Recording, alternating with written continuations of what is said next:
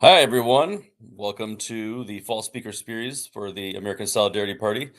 You're about to watch a video that I pre-recorded with Chuck Marohn, president and founder of Strong Towns. We had a great conversation about the ASP and Strong Towns and our uh, the intersection of our two organizations and how we can work together to improve Strong Towns and the American Solidarity Party vision. So hopefully you enjoy this. Thanks. Always wait for the transcription. They have AI transcription. Not good. Hello, my name is Amar Patel. I'm on the American Solidarity Party National Committee and was the vice presidential candidate with Brian Carroll in 2020. I am pleased to be joined by Chuck Marohn, founder of and president of Strong Towns, a 501c3 nonprofit media advocacy organization that produces content that analyzes the failures of post-war Northern American development pattern while giving citizens the knowledge and tools to start making our places better today. So Chuck, please describe for our Solidarity Party members what you mean by the failures of the post-war development pattern. Amar, it's really nice to talk to you. We've been able to chat a few times, and I've always enjoyed our conversations. One of the things that I struggled with early as an engineer, I'm a civil engineer. I got an undergraduate degree from the University of Minnesota in civil. I worked for a number of years, went back to school and got a degree in urban planning. Because I was struggling with the way we were building our cities. Why did we do things this way? The places I was working with were very fast growing. They were also generally broke. We generally didn't have enough money to do anything. And that problem only got worse the faster we grew. And so I spent a lot of time trying to understand how cities become successful, how they build wealth, how we get to a place where our cities are stable and prosperous and strong. One of the things that pursuit of knowledge led me to was to try to understand the difference between the post-war pattern of development, the way we actually go about building our cities, and the pre-Great Depression pattern of development. When I say pre-Great Depression, I mean in North America, but really around the world. When you study cities throughout history, you see a very strong break in the development pattern starting during the Great Depression into World War II. I think modern Americans think of this as the automobile, but I've been fortunate enough to travel all around the world and see that they've got cars everywhere. No one has our development pattern. We are very, very unique in how we build our cities. The defining characteristic of pre-war and post-war development is really what we were trying to do when we were building. When you look at pre-Great Depression, cities were built in a sense organically. I call it human habitat. We were building, you started small, you built up. There were many different iterations. I use this analogy of a child. When an infant is born, the infant grows to become a toddler, then an adolescent, then a preteen, then a teen. There's a phase of development they go through. It's the same person, but they're maturing in place. And if you look at pre-Great Depression development patterns, they start small and they mature over time in place. A downtown will start with little one-story buildings, and they'll get 2- and 3-story buildings. And then those buildings will become brick and granite and more ornate and improved. And eventually you'll get, something bigger and grander as the city grows out. After World War II, our leaders at that time were very, very worried about, with the war ending and demobilizing all these troops and shutting down all the industries that were creating the tanks and the ships and the planes and all that we were just going to go right back into the depths of the Great Depression. And instead, what we did is we took all that capacity and in kind of a melding of public sector and private sector will, we put lots of our capacity, industrial capacity, financial capacity, the land we had. I mean, we had more oil coming out of the ground than Saudi Arabia after World War II. We were the last nation standing at the end of the last big industrial power that had not been decimated by war. And we put all that capacity into building this new version of America. And the central core feature of it was that we would build places all at once. We would build them to a finished state. So we would build them in a sense perfectly. They would not evolve and adapt and change. They would just be static. They would be done correctly. And if we could do this at a rapid enough pace, if we could invest in highways, invest in sewer and water systems, invest in all the different infrastructure, create secondary markets for housing and all the commercial real estate, that we could create enough transactions in the economy, our economy could grow very, very quickly, that not only could we stay out of the Great Depression, but we could grow our way out of our national debt. We could create a middle class. Everybody would prosper because the more financial flow we've got in the economy, the better off we all are. And so we created a new way of building, a new way of building cities, a new way of inhabiting the landscape, really a new way of kind of creating that human habitat around the idea of growth and transactions, and let's grow the economy. One last thought. Since then, every time that you see our economy start to slow down, every time you see us have financial difficulties, what's our reaction? We're going to lower interest rate. We're going to invest in infrastructure. We're going to get shovel-ready projects. We're going to have a stimulus bill. We're going to put money into housing. All of this is designed to, in a sense, do this same reaction that we're conditioned to do at the end of World War II. If we can just build, we can build our way out of all of our problems. And that actually is the core of our problem. Thank you. Yes. And so going after that, so that you've established kind of what the issue is, I examined closely your mission statement. I think it's a very powerful mission statement that you have for Strong Towns.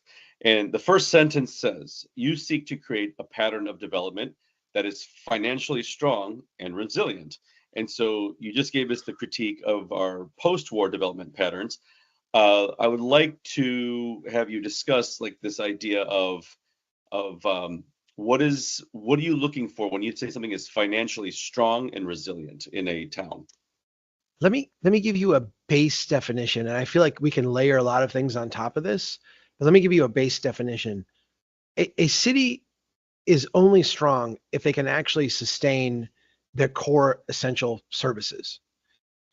If you build a road, you have to be able to maintain that road. You have to actually have enough tax base, enough wealth, enough, in a sense, return on that public investment to actually retain it, to take care of it. One of the things that I found really early on in the work that led to me starting Strong Towns in my early engineering and planning work was that we would build these new developments and they would create all kinds of transactions for the city. You get permit fees, you get new taxes. The developer would often pay for all that infrastructure, so it's rolled into the cost of the home. The city would do really great for the first couple decades. But then when the bills started to come due, when we had to go out and fix that broken sidewalk or replace that street that's gone bad, or fix the sewer line or the water line that has settled a little bit, those costs are astronomical. And they particularly dwarf the tax base that we've created, the money that we're bringing in. And so that would result in layering on of taxes, layering on of debt, property values actually becoming neglected because we would neglect and put off maintenance and not take care of these neighborhoods, and a desire to have the next level of growth. Like, what's the next big thing? We would leave neighborhoods behind. And so in order to have a strong, resilient place, we need to, at our fundamental core, be able to take care of what we built. And I think if you go to the next extension of that, like the next layer of that, is the stuff we built has to be worthy of being taken care of. It's got to connect us as people. It's got to actually create a place that we identify that we love, that we want to sustain.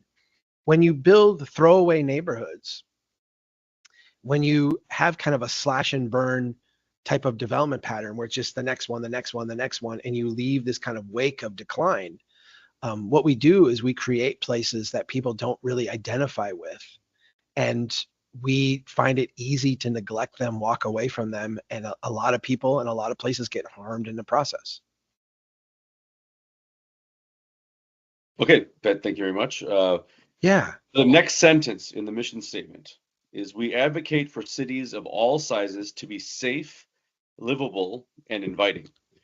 And to me, this really speaks of the Christian democratic principle of personalism.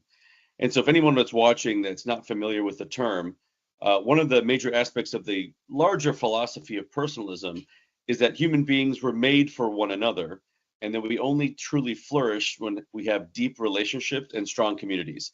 And so you kind of just spoke to that and the idea that people relate to a place. And if we don't have those things and people walk away, these causes disasters in our development pattern. So can you speak to your goal of how Strong Towns seeks to make this possible? Yeah. This was not part of our original mission statement. This is actually born out of a lot of questions about how we actually accomplish a strong noun about a place being cared for and taken care of and having enough wealth to actually sustain it. What we began to recognize as we kind of peeled back layers is that when you build places just for the transaction, when GDP starts to dip and we say, all right, we need to boost the economy, let's go out and build another frontage road and another strip mall and another big box store and another drive-through restaurant, that actually solves the problem of the moment. How do we get that next level of transaction flow in our economy to keep things going? But what it does is it does it at tremendous expense to the community.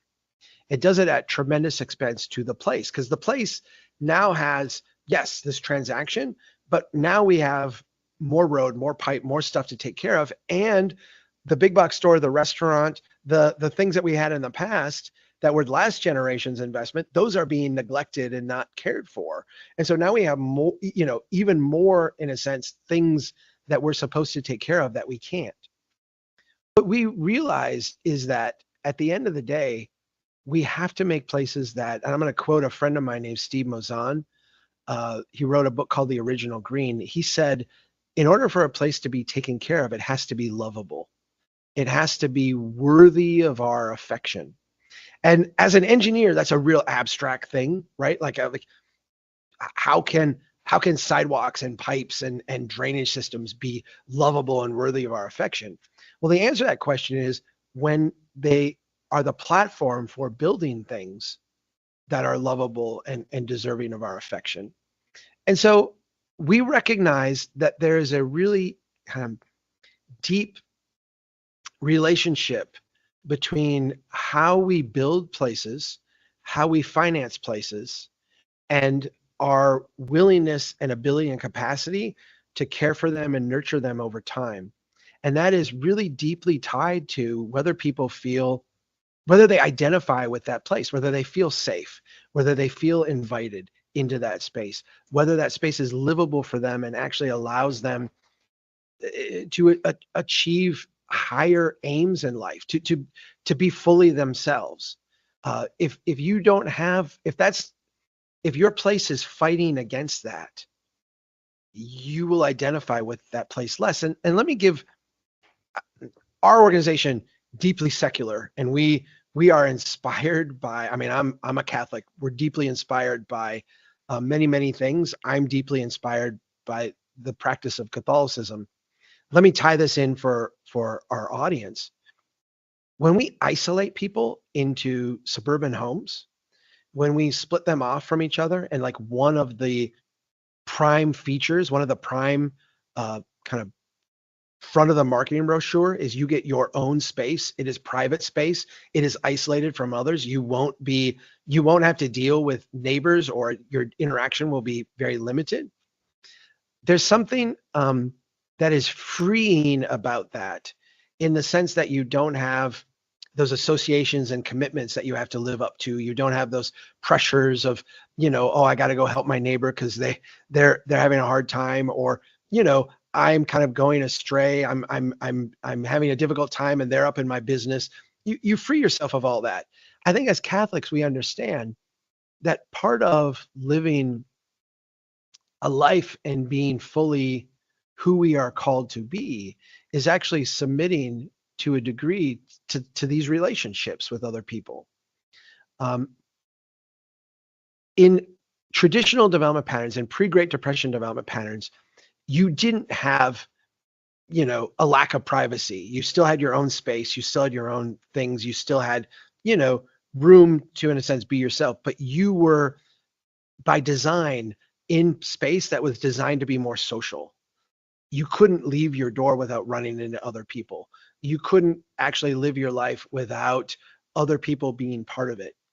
In the suburban development pattern that we've built, it's actually designed for isolation. You can get up in the morning, get in your car, press a button, have your garage door come up, drive out, press a button, have your garage door go down, drive away, not interact with any of your neighbors, come back, experience the same thing in reverse, and never see another human being.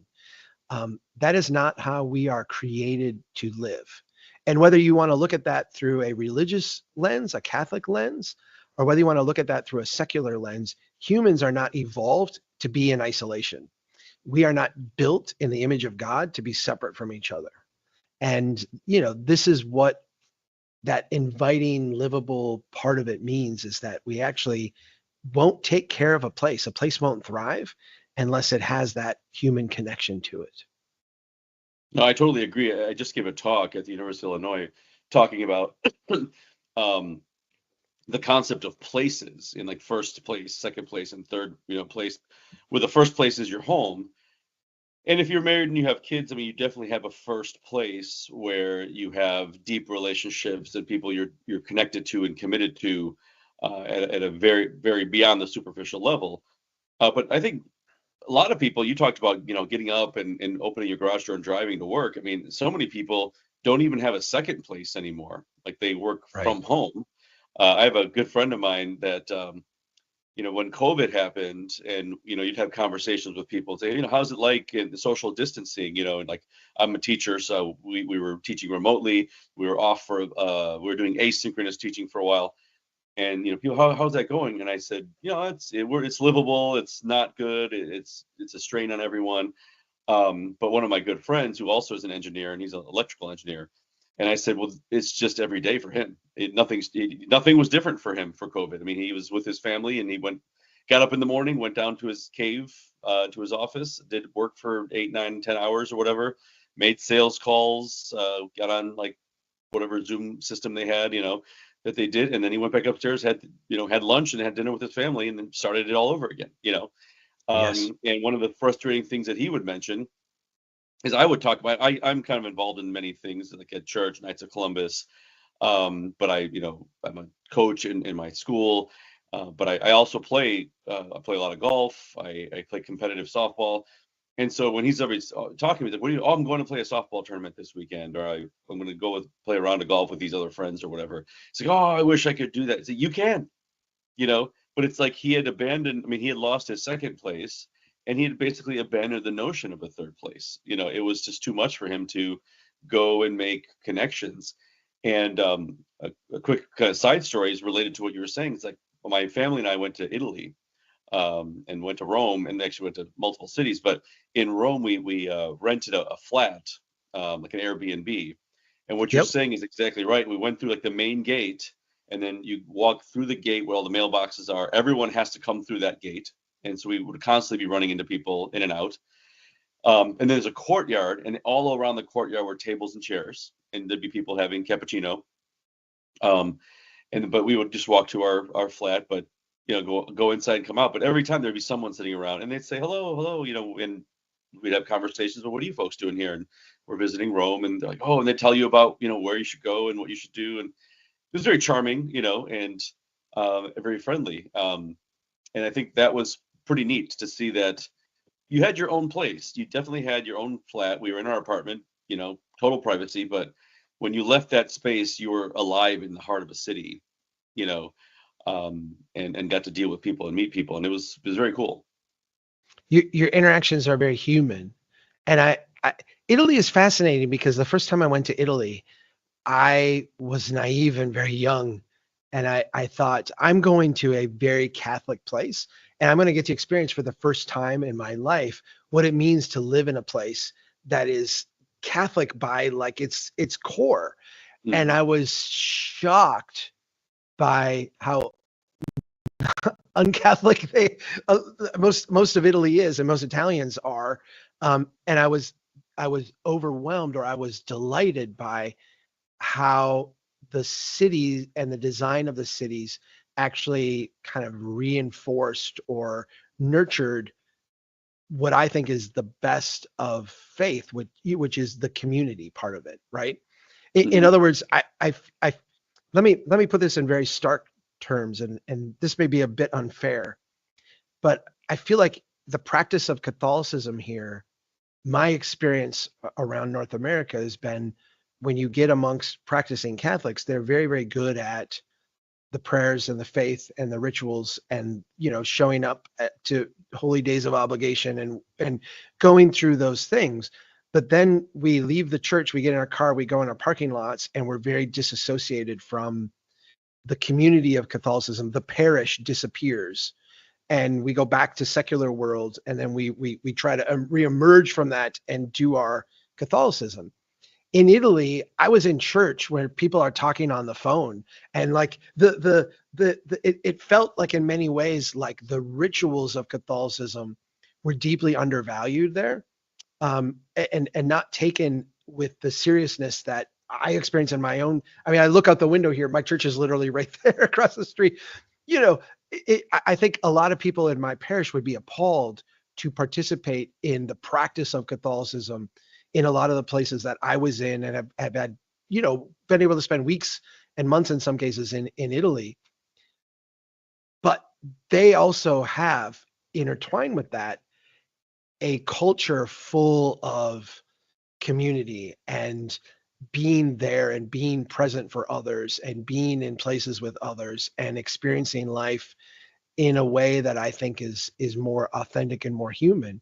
I'm not suggesting that one is better than the other, but I think they're both like incomplete in some ways, right? Yeah, I agree. I agree. Yeah, it was we went to many churches and many masses, and to be in the heart of like just old history, church history, and have so few people be at these gorgeous churches. I mean, Yeah. our church, my parish is a very kind of a 70s design. It's like a auditorium, circular, semicircle, or whatever. And so we just, feasted on these gorgeous cathedrals, here and there. Stopped in to, My kind of say a prayer at every location just to see the difference yes. of what people have done. And just, tourists for sure, like stopping in as well, but not with the faithful necessarily. My first mass at St. Peter's, I was there actually by myself, and I wanted to go to mass, and I went in and I sat down, and it was all in Latin, and I mean, I've had a little bit of Latin, but not enough to follow along. But as a Catholic, you kind of know what's happening, where you're at in the service. And there was a woman in the aisle in front of me, like a couple of people down, and she got a phone call in church. And this would have been like 2000, 2001. So way before phones were as ubiquitous as they are now. They were still kind of novelties, but over there, they were a higher adoption rate than here back in that time. But she got a phone call, and I thought, well, that's kind of embarrassing. I mean, we're here in this place together. Oh no, she picked it up and pronto, and she started having a conversation. And I'm like, what? What is going on here?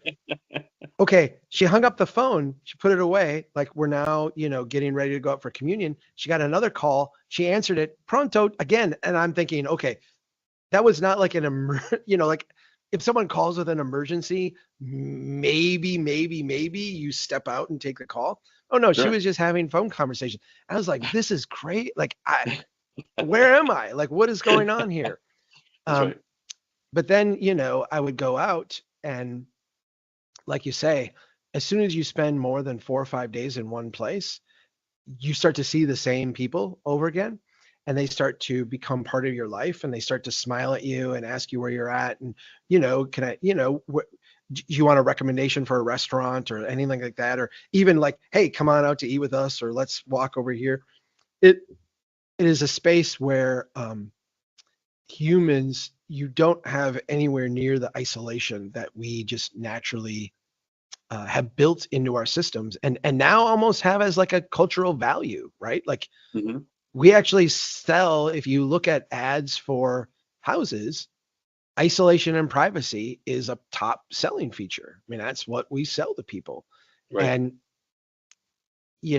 to me, it's a little bit like if we were going to talk strictly to Catholics, it would be like saying, hey, we'll sell you Christmas and Easter mass, and then you can get out of the rest of them. And you're like, hey, all right, I'll take that. Right. Um, Right. Well, and you're kind of selling COVID, right? Like you're selling like yeah, the social distancing. Everyone was so angry during that time frame about like having to right. stay at home and the stay at home measures, but essentially that's what is being sold to you at this point, is that you don't have to see anybody else. Isn't that great? It's like we didn't think so for 18 months. Yeah, yeah. And I will say, COVID to me, I mean, I was very fortunate that I didn't lose anyone in my immediate family. No one really struggled with the medical side of it. So it was just a cultural side for me. COVID was absolutely beautiful because I had these two kids who were going through their teenage years and starting to have that separation from mom and dad. And all of a sudden we were very together and very intimate. But I also live in a small town in my hometown. You could still go out and walk. You could still see people. We would sit in each other's yards and have conversations. I would go over to my parents' house and we would work in the garden together outside, and be able to talk across the fence and all that. So I didn't have the social isolation that other people did.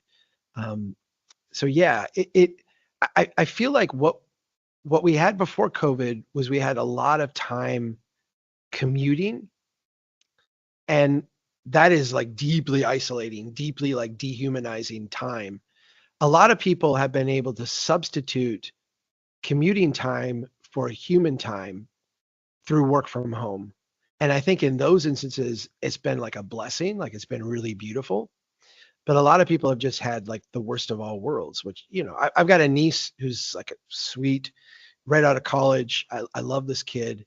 Um, Her first job is working from home, and she sits in bed, and then she gets up and sits at the desk in her bedroom, and then she goes in the other room and makes lunch, and then she comes back. And I'm like, your first job is all about learning the human interactions of things. It's learning from other people. What does it mean to take a 15-minute break? What does it mean to show up at 8 o'clock in the morning?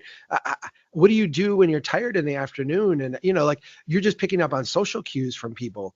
We're losing a lot of that. And this development pattern reinforces it deeply. Hmm. Absolutely. Okay, so the final sentence in your mission statement is also especially meaningful to those who respect the principles of Christian democracy. We work to elevate local government to be the highest level of collaboration for people working together in a place, not merely the lowest level in a hierarchy of governments. And so, to those of us who seek subsidiarity where we can find it, can you talk about that in the context of strong towns?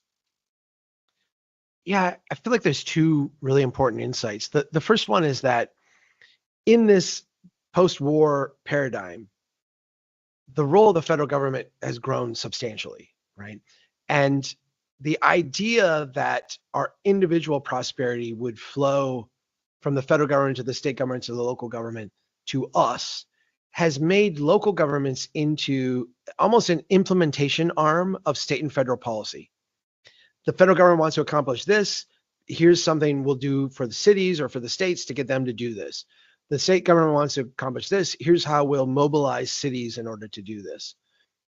This makes cities, local governments, very sensitive to what is going on in Washington, D.C., very sensitive to what is going on in state capitals, and almost insensitive to a just alarming degree to what is actually going on in our neighborhoods and in our communities.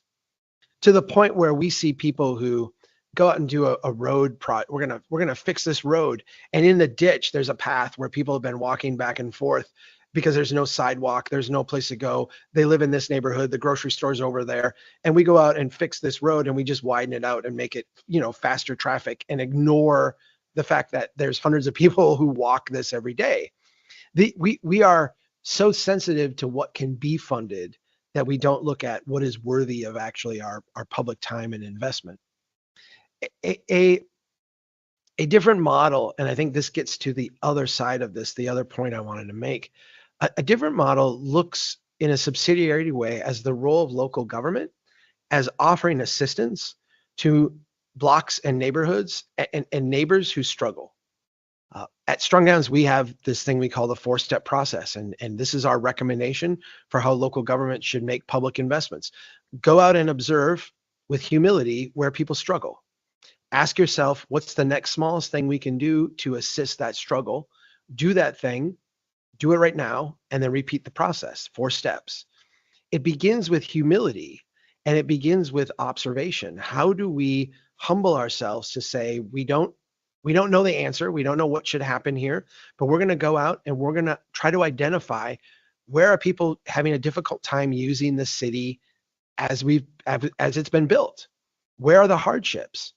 And if we orient ourselves around those hardships, if we orient ourselves around where people are struggling to be fully themselves in this place, what we find is that we can make lots and lots and lots of investments that are really low cost and high financial return. So that they're really good investments, but they also improve people's lives, build on where people are coming together. They reinforce kind of the community, and we can say that in a secular way primarily, but I think there's a place in here for religious communities as well to come together.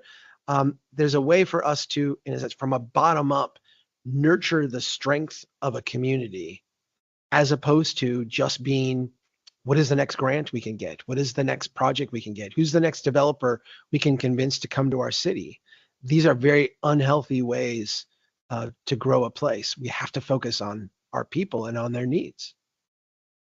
Yeah, I totally agree. I think that's one of the things that, the American Solidarity Party, that we've done a lot of our focus is on these kind of macro ideas, and kind of for the reason you're probably saying is that everything has been driven down from the federal to the state to the local, and then so that we even structure our kind of like how we promote candidates, right? We have a presidential candidate. It's a big deal. It's important. It's what people pay attention to, right? At the big, in the grand scheme of things. But to the detriment of the party in terms of like our mobilization and of our grassroots construction of like where our people are. We have people that wait for some big ticket item to get excited about, right? But at the lowest level, if you have people that are listening to what you're saying and thinking to themselves, how do I get involved in local government to make that difference, right? To look at those small scale projects. You talk a lot on the website about like experimenting, right? It's like, you got to try something, see what other people are trying, and creating these networks of ideas that you can learn off another town, neighboring town, or even could be across the country. I mean, you guys have all kinds of articles about successful things that are occurring, across the entire region. So cities will not hesitate to spend millions of dollars on something that they know is not going to work, that someone else has already done. So we're just copying like this marginal thing that they did over here, as opposed to spending hundreds, multiple times figuring out what works and then building off that success. We have a very antiquated model. The model of local government today is really based off of the insights coming out of World War II on how you structure efficient systems. So local governments retain silos, hierarchies, kind of this command and control type of structure, and they are set up to take commands from higher levels of government. This makes local government, I'm going to say this word and people are going to say, what? It makes them very efficient at doing a few things. It makes them really have struggled to innovate and change operations and respond to kind of stress and opportunity. We need to take local government, we make it a lot more flat, less silos and hierarchies, more flat and more responsive to people in the community. And if it does that, the thing about subsidiarity is not only, I think a lot of people, particularly in the political realm, think of subsidiarity as driving the decision down to the lowest level it can be competently made. And so we have this debate over, well, if you do that, there'll be racists involved. And so we got to bring it up to this level. And if you do that, there'll be incompetence involved. So we got to bring it up to this level. And pretty soon everything's being decided in the Oval Office. The other side of subsidiarity is not only do we drive these decisions down, the role of the next level up of decision making is to offer assistance and to be the guide to help you make that decision. Like, hey, this is a decision that you have to make at this level. We're going to help you make it, and we're going to like provide the framework, and we're going to help you make it, but you have to make and own this decision. Not we're going to take that from you for, list your reason. That's the part that I think when we look at local government, sometimes when people hear me, they hear that I want to diminish the role of local government. I actually want to strengthen the role of local government, but I want it to be a service entity, not an implementation arm. Yeah, that sounds good. I think service would be the kind of the name of the game for people in the Solidarity Party. Looking at just the history of Christian democracy and just Christianity in general, right? Like you should be looking as a public servant, should be doing that. They should be leading with that service notion before like the leadership notion, right? So I'm currently the state development director for the American Solidarity Party, and I just recently signed up to be a local conversation leader for Strong Towns. And it's my intention to encourage all of our state chapter leaders and even our membership in general to kind of do the same thing. Because I think it's going to be very powerful for us to leverage what you have done at Strong Towns, the infrastructure you've made for communication systems, the coursework, the videos you have that you can learn from, articles constantly coming out that are fantastic on a daily basis. It could really help us in the American Solidarity Party take control of, well, not take control necessarily, but look into our local politics with a different lens, with way more information in tools in our tool belt. And so what do you think would be the wisest way to encourage folks to go down this path? Like, you kind of have a model that I could kind of direct people down in step by step. Well, strongtowns.org is our website, and this whole thing started as a blog. I was just writing to try to explain what I was seeing in the North American development pattern. It has now grown into what at times is a continental movement, US and Canada with a degree in Mexico, but is increasingly becoming an international movement. I had a conversation today with someone in Cape Town, South Africa, where they're looking to do Strong Towns stuff. You can go to strongtowns.org and get a steady stream of content around these issues.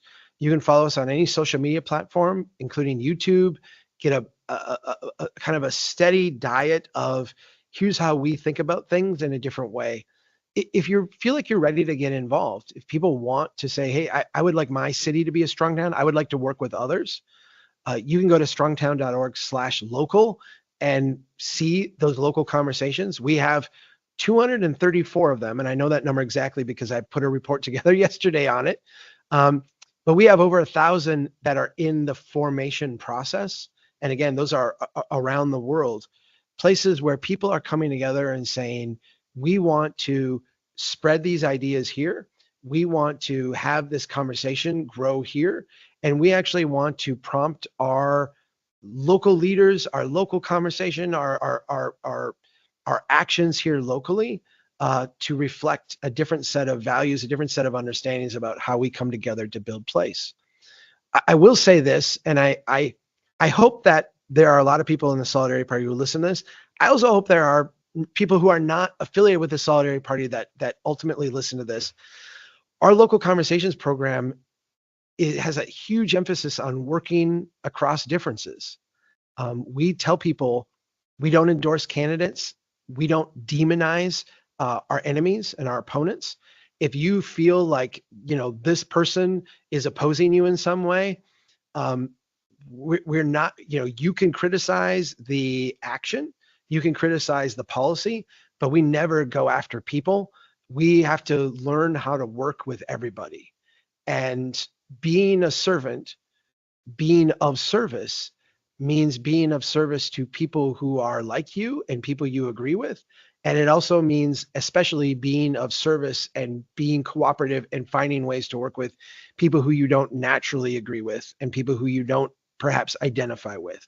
Working across differences is a real huge emphasis for us. And I think that's what makes the program really successful, because we bring people from all over the place together to say, all right, we are for building a stronger place. We are for dealing with neighborhood issues. We are for making this place incrementally better for people over time. We are for, empowering our city to be leaders.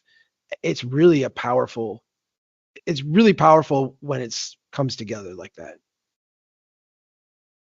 All right, fantastic. So a couple of tangential topics, or I guess related topics. So we say you have publicly supported the American Solidarity Party. I know in 2020, when I was on Twitter a lot more back 4 years ago, or X, I'm sorry, but Twitter back then. And I still call it there, Twitter. Yeah, I do too. Yeah, there was a firestorm though when I think you at some point said that you had voted for Brian Carroll, or you were going to vote for Brian Carroll, and you had quite a Twitter storm, that people were saying, well, what, when people looked into the American Solidarity Party and what we stood for. And so, you got the backlash, and you said, I'm not endorsing it's not a Strong Towns endorsement. It was just what you had said, it had gotten out. And then recently, for being on our board of advisors, it came back around. And I don't know if it was like last year at some point, you got some backlash. It's been multiple times I've gotten dragged through the ringer. And it kind of like it like spikes up and then it just kind of disappears, right? Like these things do on the internet. And so I thank you for your support. And second though, I would like to know, as a person on the board of advisors, what is your advice on how to view these criticisms as a political party that at the same time we have strong core principles and we have deeply held values, but also we want to grow as a viable option in elections for people who value strong towns, who value strong communities and resilience and all these things, but don't necessarily hold all of our values and principles in with us, like they don't have to share the same opinions. Yeah. I feel like it's been 20 years up until 2020. It was 2004 where I first started to say I can't support anyone for president right now. I grew up in a small town. I grew up in a family that was largely dominated by what in Minnesota we call the Democrat Farm Labor Party, the DFL party. And maybe it was rebellion with my parents. I actually don't think so, but I don't know. I kind of identified as a Republican very early. So my first election was 92 with the first George W. Bush. Mine too. George H.W. Bush. Yep. So are you 50? You just turned 50? I'm 51. Yep, I'm 51. I was born in 73. Right. Yeah. Okay. So I did that, and then Dole, and then George W. Bush, and then I don't know if I changed or if the party changed or if both happened, but I did find myself increasingly not identifying with the Republican Party. And I here in Minnesota, we have a strong independence movement. If you remember, we elected Jesse Ventura as a governor at one point. Right. So we had like a viable independence party for a long time. And I volunteered a little bit to work on one of those campaigns with a guy named Tom Horner. He was very successful, but ultimately did not win, and found myself like very homeless. Going into 2016, I did not know who to vote for president. I really didn't. I did not want to vote for Donald Trump. I did not feel like Hillary Clinton represented who I was or who I wanted this country to be. I understood the novelty of having the first woman president, and I got that, but that wasn't like a draw. That was a draw for me, but not enough to like tip the scales. And I wound up voting Libertarian that year and being just really dissatisfied with it. The funny thing is after the election happened, I had all kinds of people mad at me, again, on Twitter and in social spaces, because I'm leading this movement, this Strong Towns bottom-up movement. And when you get to city building and that kind of space, it is dominated by progressive thinkers. So you don't have to be very close to the center to be labeled like hard right reactionary. I'm not. I mean, I've never considered myself like a hard right reactionary, whatever you think that might be. But compared to some of the extreme language you get in the urbanist conversation, I'm probably more conservative than they are. And so I got attacked roundly. Like, Chuck, we know you voted for Trump. Prove to us you didn't. And I'm like, how do I, I'm not going to spend the rest of my life on Twitter, like fighting people trying to insist that I didn't vote for Trump. So when we got to 2020, here's what I actually did. I sat down and I said, okay, I know I'm not going to vote for the Democratic Party. I know I'm not going to vote for the Republican Party with Donald Trump leading. I'm just not going to. What party most represents my values? And I'm just going to vote for a party. So I went through and I read every party platform of every third party. I read like 15 of them. And a lot of them were pretty easy for me to like, I'm not with the like Hemp Now party or whatever it's called. And I'm not like, these don't reflect me. But I got to the Solidarity Party and I said, you know what, like everything that I'm reading here resonates with me to one degree or another. Obviously some things more than others, but I'll give you the one that really, really hooked me. Obviously as a Catholic, I have what would be considered pro-life values when it comes to abortion. But I've struggled a long time with how we talk about this, how we message this, what the emphasis is.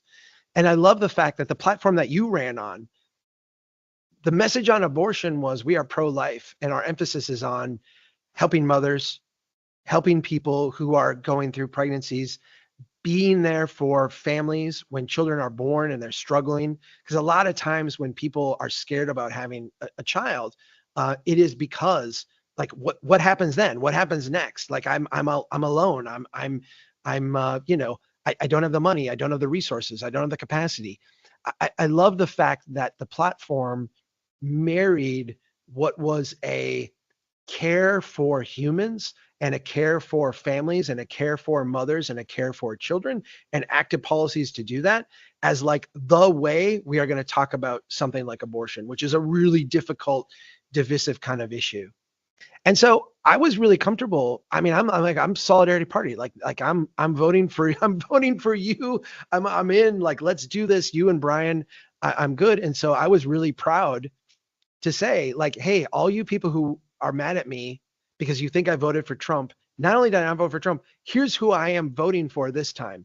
And oh my gosh, that was a misreading of the tea leaves for me.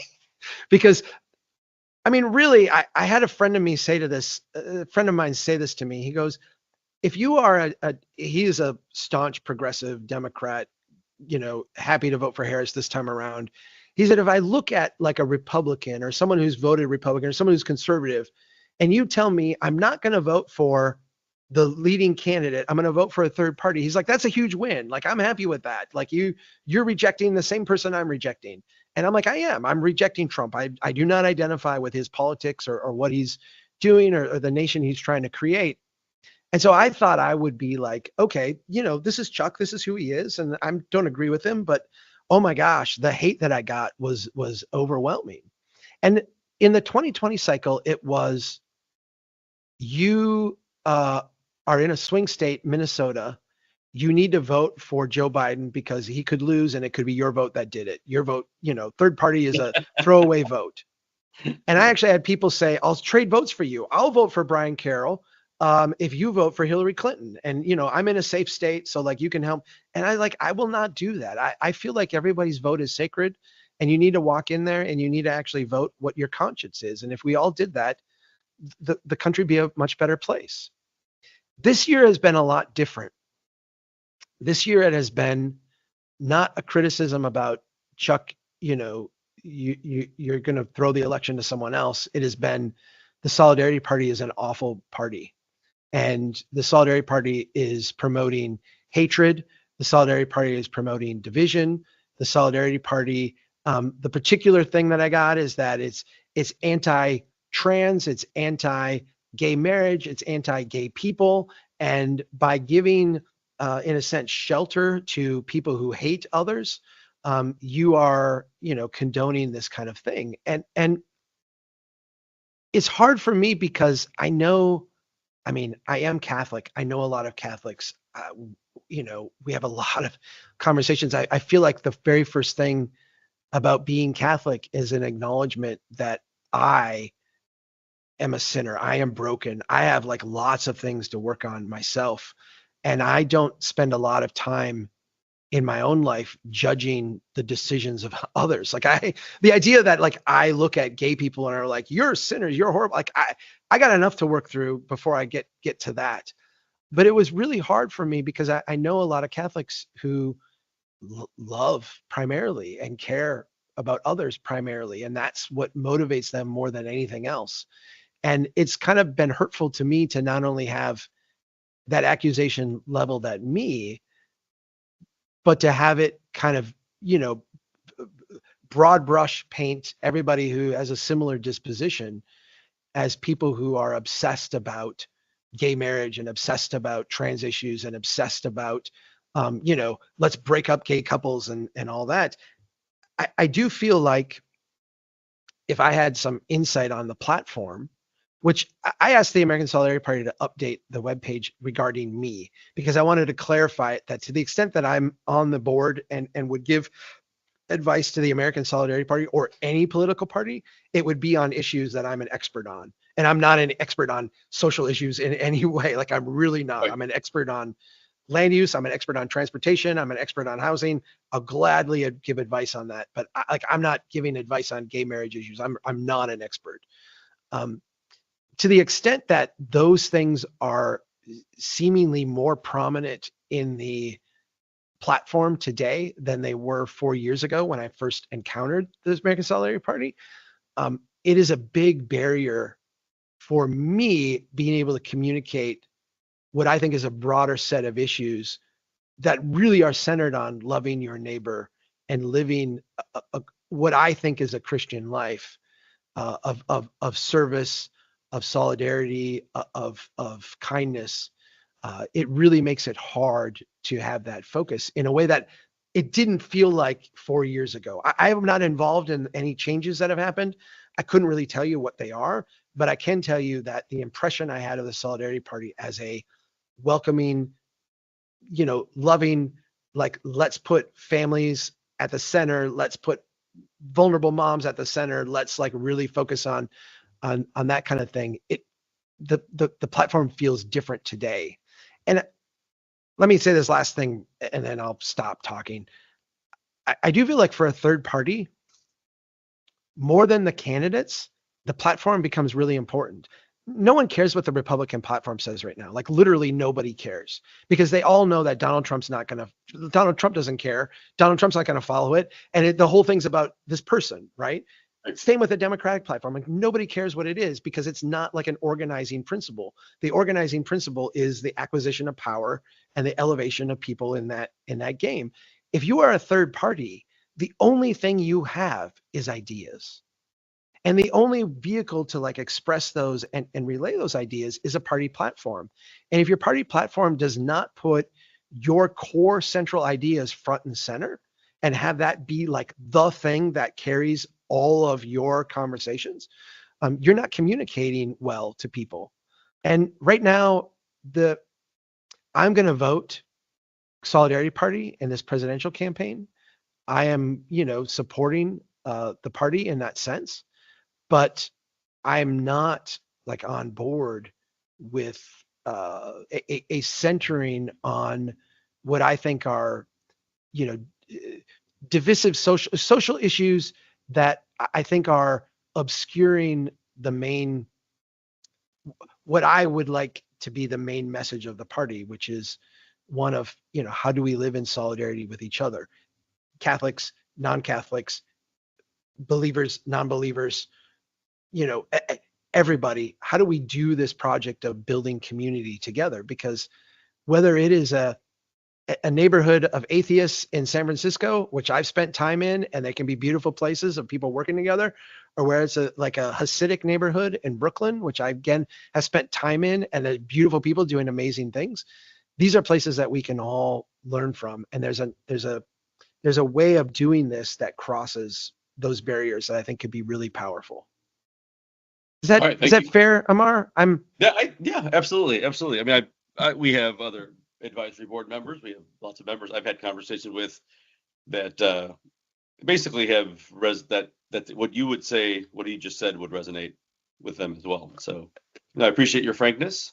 Another question that you may have a lot of thoughts on. Okay, so for full transparency, okay, I think I could get a lot of Christians, Catholics specifically, because I know many in my town, on board with Strong Towns organizing within the ASP framework.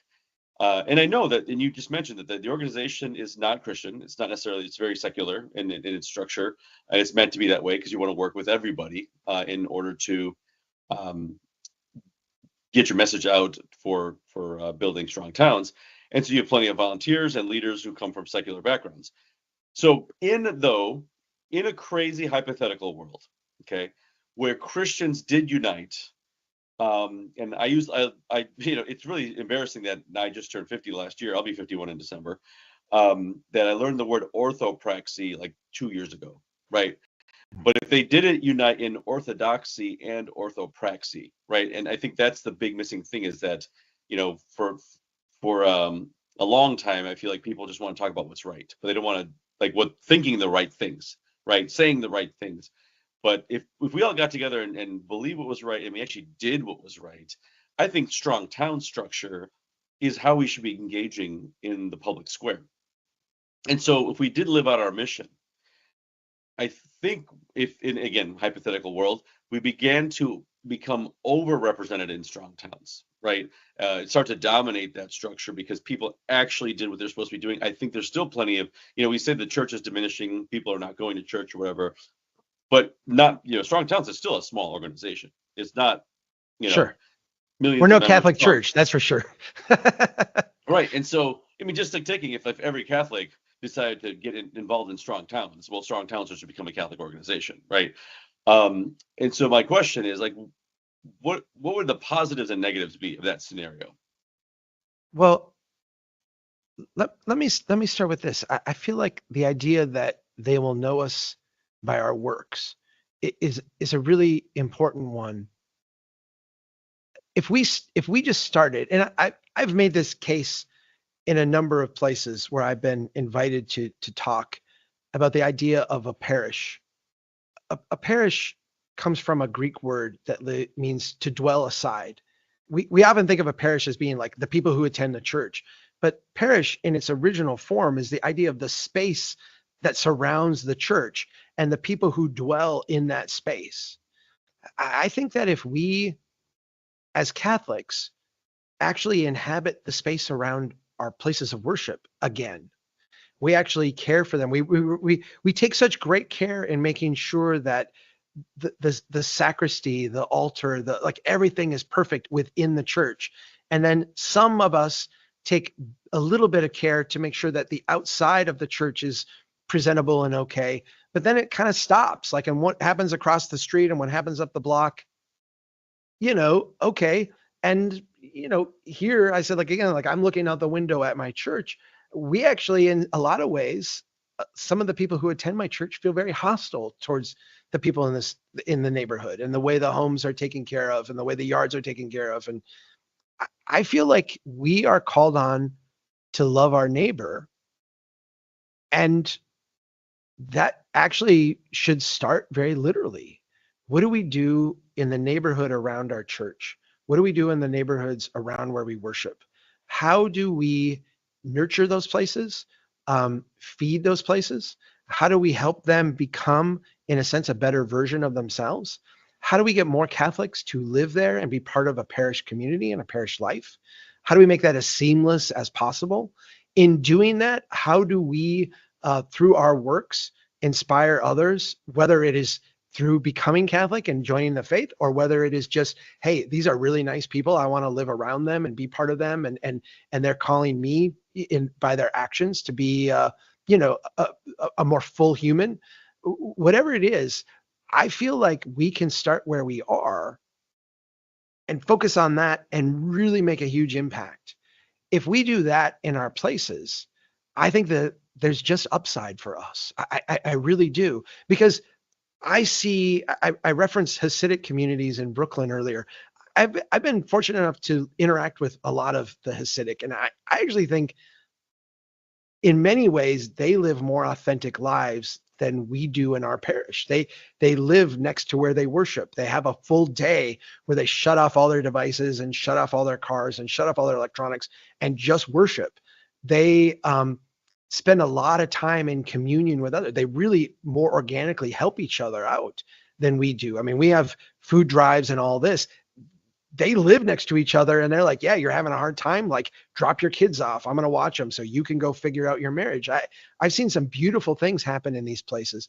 I think that there are many different communities that if we each focused on showing that love and attention and nurturing to our place, and then let others know us by our works, that this message would spread, and it would spread to other Catholics. It would spread to other religious people. It would spread in a secular way to people who don't identify as religious, in a way that I think we would all find beneficial, like mutually reinforcing. There's nothing, and you're not saying this at all, but I'm gonna say this so it's very clear. There's nothing exclusive about doing that. If my neighborhood here, if we had 1,000 Catholics living, in the neighborhood of this church, there's nothing that would exclude 1,000 other people who are non-Catholics from living here as well, and kind of enjoying the fact that we're all caring for this place and taking care of it. And there's something that would be quite beautiful about that. I think if we all embark on this journey and all start with the place that we live and making it incrementally better, we can't help but make the world a better place for everybody. All right. Well, on that note, fantastic ending to this conversation. I really appreciate your time and your continued support of the party. And hopefully we'll get a chance to speak again. The election will be over. I know that in 2021, after the election was over, we had a similar kind of winter speaker series. It was kind of like a post-election, what now, let's move forward event. And I'm having my local conversation training on Tuesday, and so maybe by winter, springtime, I'll be getting this stuff rolling along, and then we could touch base and say, like, how things are going, and maybe have a recorded conversation interview, but just see how things are going. You can That let would me know be how I'm that doing. would be beautiful. And I'm I haven't been to Illinois for a while, but I'd love to Okay. come back and I'd love to hang out a little bit. And yeah, there's a lot of work to do around these ideas. There's a lot of work to do around the ideas in the American Solidarity Party, and I would love to contribute what I know, what I can, to this party, and really to any party that's interested in having a conversation about how we build stronger places. There's room for all of us to do better. All right, Chuck, thanks so much. Take care. Thank you. Well, thanks everyone that tuned in to watch that discussion with Chuck Marohn of Strong Towns. Be sure to get back here at 8 p.m. Eastern for a conversation with Maria Marek of the Swedish Christian Democrats. And then at 9 o'clock, Lauren Onak will have a keynote address for you. So stay tuned. Thanks a lot.